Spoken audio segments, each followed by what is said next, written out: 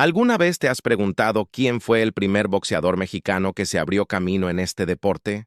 Antes de que nombres como Julio César Chávez, Rubén Olivares o Salvador Sánchez se convirtieran en leyenda, hubo un hombre que levantó la bandera de México en los cuadriláteros internacionales. Ese hombre fue Raúl Talán, considerado el primer boxeador mexicano en competir en unos Juegos Olímpicos. Yo nací en 1907, en Pachuca, Hidalgo, en una época en la que el boxeo en México apenas comenzaba a tomar forma. El país aún estaba marcado por la Revolución Mexicana, y el deporte era visto más como un espectáculo de tabernas que como una disciplina seria. Sin embargo, poco a poco, el boxeo empezó a organizarse en clubes y gimnasios, y yo fui parte de esa primera generación que soñaba con poner a México en el mapa. Mi oportunidad llegó en los Juegos Olímpicos de 1928 en Ámsterdam. Fue la primera vez que México envió un equipo de boxeadores a competir en el escenario más grande del mundo. Yo representaba a mi país en la categoría de peso mosca. El orgullo de llevar el uniforme con los colores de México era indescriptible.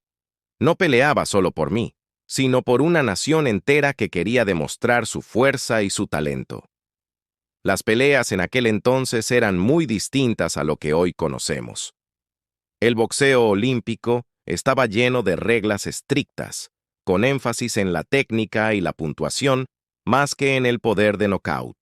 Yo sabía que no era el favorito, que enfrentaría a rivales de países con mucha más tradición boxística, pero también sabía que en cada golpe llevaba el espíritu de un pueblo que nunca se rendía. Un dato curioso: en México, el boxeo profesional apenas empezaba a consolidarse en los años 20.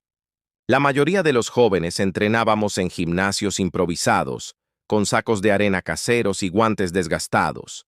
No había patrocinios ni sueldos, todo lo hacíamos por amor al deporte y por la esperanza de construir un futuro mejor. Aunque no conseguí una medalla en Ámsterdam, mi participación abrió la puerta para que muchos otros mexicanos soñaran con subirse al ring. Puse la primera piedra de lo que después se convertiría en una auténtica tradición nacional. El boxeo como el deporte que más campeones mundiales le ha dado a México. Cuando regresé al país, me recibieron como pionero. No había cinturones ni grandes bolsas económicas, pero sí el reconocimiento de haber sido el primero en poner los puños mexicanos en un escenario internacional. Y ese orgullo no me lo quitó nadie. Lo más importante es que inspiré a una generación de jóvenes que después se convertirían en figuras del boxeo mexicano. Ellos fueron los que llevaron más lejos el sueño, desde los campeones de los 40 y 50 hasta los ídolos que hoy son recordados como inmortales. Después de mi participación en los Juegos Olímpicos de 1928, el boxeo en México empezó a tomar más fuerza.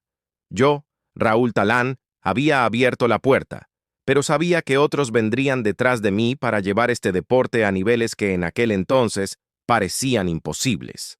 En los años 30 y 40, el boxeo mexicano se consolidó como un espectáculo popular. Las arenas comenzaron a llenarse, primero con peleas amateurs y luego con carteleras profesionales.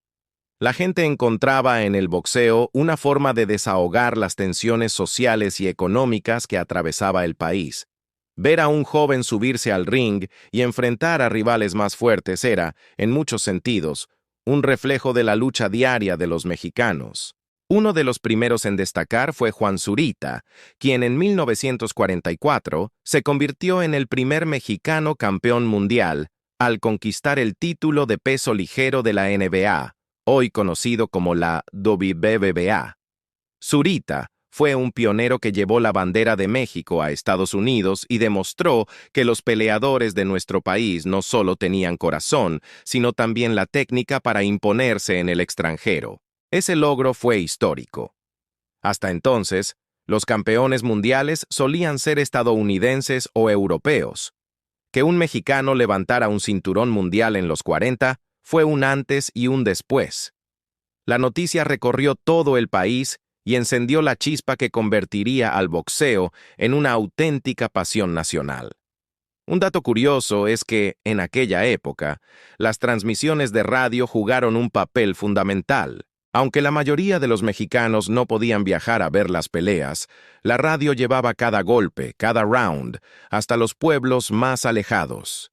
Imagínate a familias enteras reunidas frente a un aparato de radio, escuchando cómo un compatriota se enfrentaba en Nueva York o en Los Ángeles, y celebrando cada victoria como si fuera propia. Tras Zurita, llegaron otros nombres importantes como Raúl Ratón Macías, considerado el primer ídolo del boxeo mexicano.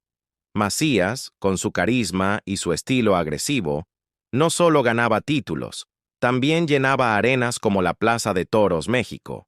Se decía que cuando peleaba, la ciudad se paralizaba. Fue el primer boxeador mexicano que trascendió más allá del deporte para convertirse en un fenómeno social y cultural. Yo, que había sido pionero en 1928, veía con orgullo cómo el boxeo mexicano crecía a pasos agigantados.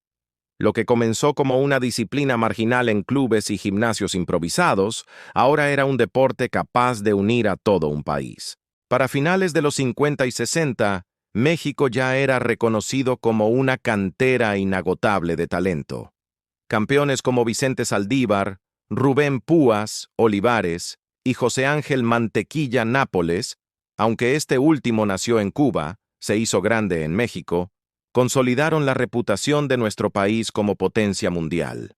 Ese camino que yo había iniciado en los Juegos Olímpicos ya no tenía vuelta atrás. México estaba destinado a convertirse en una de las naciones más importantes en la historia del boxeo.